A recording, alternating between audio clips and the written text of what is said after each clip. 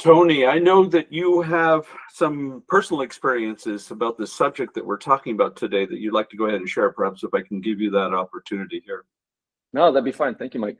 Um, about 20, 25 years ago, I was in Best Buy, national retail store of electronics in the United States. This was in the late 90s, and I was a teenager shopping, trying to return a product there. I remember standing in a long double weaving line customer service. So that's my first point of when you weave that line, it seems like you're waiting a little less time. And there were mirrors to the left of us. So it gave us something to do. We didn't have mobile phones as ubiquitous as they are today back in the 90s. So we were kind of staying busy that way, looking at ourselves. Employees were darting around, going to the line, seeing if they can solve the problem as quickly as possible. Maybe they didn't have to go and talk to the customer service agent and get into the computer system. It could be solved on the spot. And so after about 20 minutes, with my problem not being able to be solved right then and there, I made it to the counter. The clerk processed my return. I'm a teenager at the time, and handed me a $10 gift card and said, "Thanks, you're a valued customer." Now, it wasn't the money that made it memorable. It was saying, "You're a valued customer." It was not about, "Sorry, you had to wait, our apologies." It was valued customer. And that really speaks to creating loyalty within a system. That moment stuck with me. It wasn't about the logistics. It was about thinking through, okay, if customers need to wait, how can we make it more enjoyable so that when they get there, their problem will be solved in a happy state, that they're not as bothered by having to wait so long. And that stuck with me, and it was an emotional feeling. So it wasn't technology solving a problem. It was them realizing, how can me as a customer feel connected to the process that was painful, but in the end didn't have to have an end result that was painful. It was an emotional state that really stuck with me. And I think about that often when it comes to design thinking. How can you connect empathically with the customer? I'm going to come up with something that we haven't talked about so far, but I'm going to take the chance. When we talk about human beings and we talk about meaning, very often it comes down to three components. To what degree, and you alluded to them, that's what was the trigger for me. First one is, do you see me? Do people recognize that I'm there? That would be the first one. Secondly, do people hear me? Do they hear what I'm actually talking about? And then the third one, and they're all important, the third one is, do they understand me? So I'm speaking words, do they understand me? I'd be really curious from your perspective, how do you see these three components falling in line with regards to obviously the empathy part, but also to ensure that that experience for everybody is really meaningful? Empathy is key. It starts off there. If you can't empathize with the customer, you're not going to write the correct problem on the board to solve. I find that follow through is very important. So if you're not following through with what you're suggesting, nothing will stick and nothing will be solved. When you think of good ideas getting on the board after you empathize, embedding them into a tried and true system can be difficult. So you almost have to take the design thinking approach of empathizing with the customer to also empathize with your coworkers, with the people that are putting the ideas on the board, because they're the ones that are going to see it through to get to completion. I think when you look at a problem that could be solved and think of the emotional state the person is in at the time of feeling that struggle, feeling as well what it is they'd feel when it is solved is key. And how do you bridge that divide? Getting products made, getting services built and implemented is the toughest part. But I think you can do it relatively quickly and with the right mindset when you know the customer's needs and what you're trying to solve for them. So empathy only matters if it's led into action, and thinking then becomes real when you build it and you learn from it. I think there's a second part to this equation. It's very much tied to the idea of whether individuals are truly capable of being attuned to those things that are coming their way from whoever it may be, regardless of whether we're talking about a customer or not. And I'd be curious, especially tied to your experience, to what degree, with maybe some tips that you might have or different approaches that you have to make that much more aware for those individuals you're dealing with, that they are perhaps not necessarily being in tune with what's being said? How do you flag it? How, without being too abrupt? And how do you move them from unaware to aware on that? I have a design thinking fail example. A number of years ago, I was in working for a hotel chain that was also global, and the hospitality group launched a digital feedback tool without actually consulting the frontline workers, the hotel workers. These are mom and pops, husband and wives that own 20, 30 rooms, built it up from the ground up. So we put, forcefully looking back, a tool to allow them to book rooms faster. The mom and pops looked at it as a tool to monitor them, kind of like a CCTV, but digitally. Are you using the tool? How many heads and beds do you have in it? They look at it as monitoring and not as support, even though we had a chatbot involved. And so the role now basically collapsed, where we could have done it in a different way. That way it would have been empathizing with their needs, showing them that this is helpful versus a hindrance, getting them on board sooner. So we learned through that how to get people involved and make things for them, and not just with them. Yeah, and then I think there's another component to this as well. It was quite interesting in the example that you gave, showing with the best intentions, this was interpreted to be a threat, and obviously Yes. That's not going to help you out at all. But there are certain times, especially when we're dealing with larger organizations with different departments that might be fighting each other quite often. That seems to be the normal experience I had within the corporate world. We all have our own prerogative. Well, that's true. And the question I would have, and especially in dealing with all these different camps within the company, they need to be working all in the same direction, because the focus has to be on the customer. And I'd be curious to maybe some of your experiences in getting them all to be having the right focus. When I start a project and engagement that can be 8 to 18 weeks, 28 weeks long, the kickoff call is most important. And the kickoff call reiterates why we're here, the problem we're trying to solve, and why. If that kickoff deck, PowerPoint slides, the feeling, the emotion, the bonding isn't set from the start, it takes a long time to ramp up what could have been a go from the beginning. And so kind of kick-starting a project is key, making sure people know why they're there.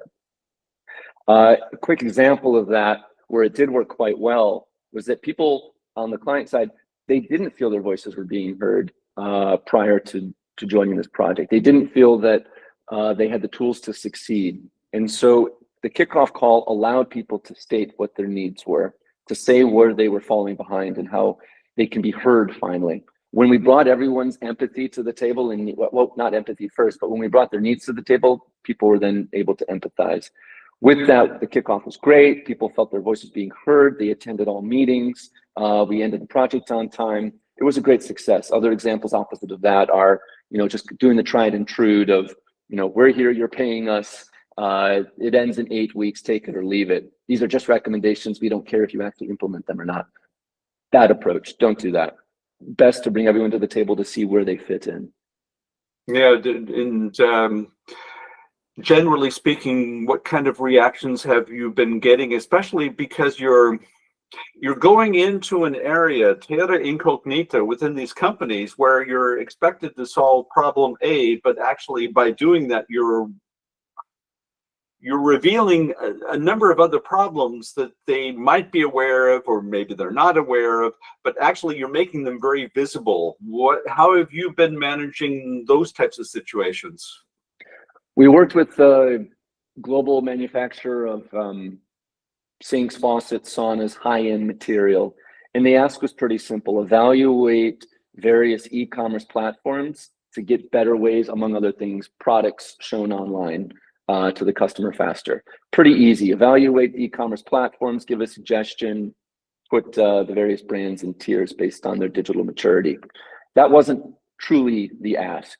I think anybody could do that. What really brought the flavor, the essence to that project, for us to them, the true value add, was understanding that even if all of that were implemented, people still didn't feel internally that they had the mechanism to get the right people to the table, to understand the value of such recommendations. People didn't feel their voices were fully being heard. There were requests from different departments not being fully implemented because they just weren't asked to certain meetings. So we unearthed the simple pain point of a brand not being asked to a weekly meeting. And so they felt disconnected from the entire process. They felt they didn't have to ask for anything because there was no template to do so.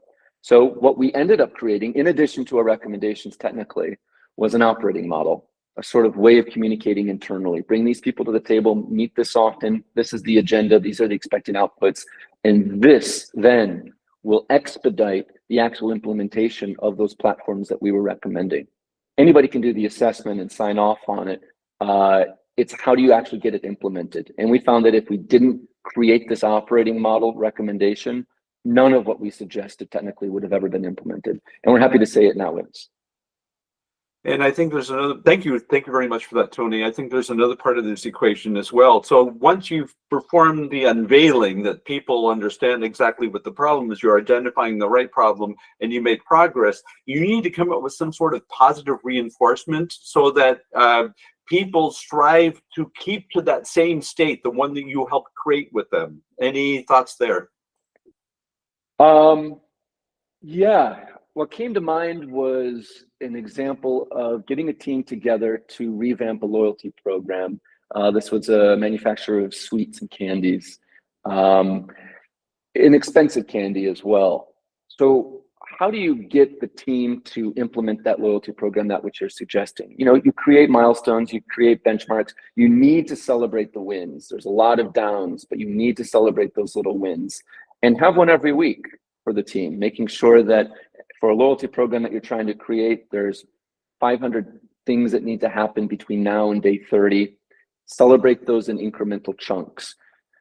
When you look at it from the customer's lens, they don't care if you've celebrated 500 wins or 5, just get the product done. Make sure that loyalty program's up and running for my sweets. What really connected everyone's internal operations of getting that loyalty program up and the customer purchasing the sweets was, instead of calling it a loyalty program or instead of calling it bonus points, we called them moments of joy. You're purchasing a relatively expensive product for what it is. That's a treat, financially, taste-wise, savory. You're going to walk around like a Starbucks cup. You know, everyone can walk around the Starbucks cup and they want to. The product inside's 20 cents. The cup is probably 40 cents. The feeling of walking around and showing that you have that cup, $5, $7, $10, that's what you're showing. And so we called them moments of joy for the company that we did that work for. It wasn't a loyalty program, it was a moment of joy. And so afterwards, we put moments of joy of customer statements on the wall at the client site to show the work they did is changing the mindset of purchasing that product. And you came up with a really good example from Best Buy in a way that the company was able to show to you how grateful they are that you are giving them their your patronage, right? And the question is, how do we instill that in companies so that the customer always has that feeling? And I think part of the problem that we have is that there has to be a spirit within the company. As a customer, you feel this. You naturally feel this. So perhaps some tips from your end on how you've approached that one and how you've been able to hold up a mirror back to the company and say, this is how your customer sees you, and they don't feel that you are grateful for that of what they're actually bringing to the table. Good CEOs become a customer at least once a month, maybe twice a month. They go to their own stores, they call in to their own service line, and they play the role of the customer. I think only then can that be disseminated across the company. I don't care if you're a company of 2 or a company of 200,000, it does come top down. So what does the board say, the CEO say, how do they think, what is value to them? Was it Tylenol, Mike, or Advil? Was it Johnson & Johnson that, you know, when there was a possible error in a product defect years and years ago, they pulled them all from the shelf? There was Tylenol, it was tampering, yeah. Right, so the tampering of the Tylenol products, you know, one product might have been tampered, pull them all. And it was a no-brainer for the CEO because in their mantra, it basically said customer first, do what is right for the customer. So that's a tried and true story, but is it in the ethos of the business? Is it being repeated a day in and day out to make it a no-brainer, to make that choice decision? What is best for the customer? When you do that, you change the mindset of the organization itself. You have the mission, you have the vision, you have the values very well stated and lived by to make it a no-brainer when you make those decisions. While you were talking about this, I kept thinking that there's another part of this equation that we haven't talked about so far, and that you had had from leadership from the top, which is extremely important, full agreement. But you need to have the sense of ownership, agency, Right. that you feel empowered as an individual within an organization, that the organization will be behind you based on whatever decision you make in solving the problem for the customer. This is extremely important, and this is something that customers feel. Would you have any ideas of how that can be approached, perhaps from your experience? Because for me, if the employees don't feel empowered, then a lot of this will never work. Yes, when you think about agency, you think of value. You think of what you bring to the table. Why am I here? Do I feel the power? Am I empowered, to quote Oprah, if you will, to do what I need to do and do it well, to do what's best?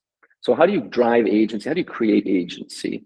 To me, it comes down to one simple word, and that's trust. Do you trust the people you're working with? Do you value their fearless, relentless approach to solving a customer's problem? If you trust that they do have that mindset, I don't think you'll fail. But the trust factor needs to be there. If you're running around in an organization that's looking behind each other's back, that's scared to make a statement because it might be thrown back at them, that's not an organization to be a part of. Trust is key. How do you build trust then in order to get to that level of agency in an individual? About once a week, every other week, I bring my team together and we talk about the failures that each of us had. I don't point out yours, you point out your own rather. And we sit there and we bare our chests, right? We talk about where we made mistakes and how we could have done better. That shows empathy, as we talked about earlier, Mike, with the design thinking, but it also shows how we can improve. So you get that infinity loop going with that design thinking approach. And it breaks down the barriers so that I can go to you with a thought and not feel I'm going to be let down. I can go with you with an idea. We can put it on the board. We can ideate for 30 minutes and see if it sticks. If not, put it aside. We can come back to it later or call it a loss. We have these conversations openly and freely and professionally because we have that built-in trust. And that trust drives the agency in each of us to do our best. Yeah, and then of course, the individual self of the feeling of accomplishment, which we all need as human beings. And, right. I was thinking about a time when I felt very accomplished and nobody said nice job, but I knew I did the best that I could, and it came out very well. And regardless of the particular example itself, I want to talk about that feeling I had where, I went home, I went to bed, I woke up and I felt still that sense of empowerment. So I think it's trust drives agency, and agency drives the empowerment to do what you think is necessary for the customer to get it done, to improve the customer's experience. But it was really just that feeling of connection with the team, with the company I worked for, with the client I was doing the service for, with the end product I could see having an influence in the decisions I made. All of that came from the trust, which then drove the agency, which then empowered me to give my absolute. I really like this conversation because I think we're really talking about something that's extremely important, that's often overlooked, and in this grand cosmos and how we go ahead and manage the relationship with the customer, we first have to concentrate on how we manage that relationship within our own organization, how we deal with each other, because that is something that everybody feels. And if you're not able to manage that properly, then we shouldn't be surprised that the other part doesn't actually work.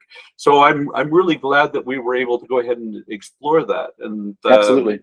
yeah, perhaps if there's anything else you could think of that you wanted to cover, and we've covered a number of different topics over the years, specifically looking at all this. Is there anything else that you think that we should really go ahead and explore a little bit in this conversation? When it comes to design thinking, understand that infinity loop, because that will ground you in the 5 process steps of succeeding. When you have that understood, just give it a try with a few people in the home office that you're in. You know, start small, observe what a customer's doing, actually go out in the field and see. Download the app, give it a try. Make sure the technology is good, as I mentioned earlier, and then make sure that it's invisible. Good technology is not seen, right? And so when you're trusting people, when they're feeling that empowerment, they have the agency to succeed, they understand the customer's pain points and are trying to solve that end state of what that journey is, those little parts that you're in charge of, and it could just be a small little swim lane out of the thousands out there in the large corporation or small, that makes the difference. And when you see where you fit in into that service blueprint, yeah, of the company milestones, of the technology, of the customer journey, of the touch points, of every single KPI that needs to be achieved, you can see where you fit in. And I think looking at it as a piece of the bigger whole makes a difference. So start small, make sure you trust your coworkers. If you don't find a way to do so, observe what the customer's doing, make sure the technology is there, make sure the technology is silent, and you're going to see significant changes in place. Tony, I really like this conversation. I really enjoyed it because I think we're talking about things that are really, really important. And I'd like to thank all of you for joining us today, because I hope that you were able to get something important out of what we were talking about. Perhaps we were able to bring that connection together for all of you. And most importantly, that maybe we gave you some food for thought so that you can actually take some of these things that we talked about and figure out ways how to deploy them yourselves. And that would be my wish to all of you. So thank you very much. Thanks again, Tony, and look forward to our next opportunity to go ahead and talk about some things important. Bye.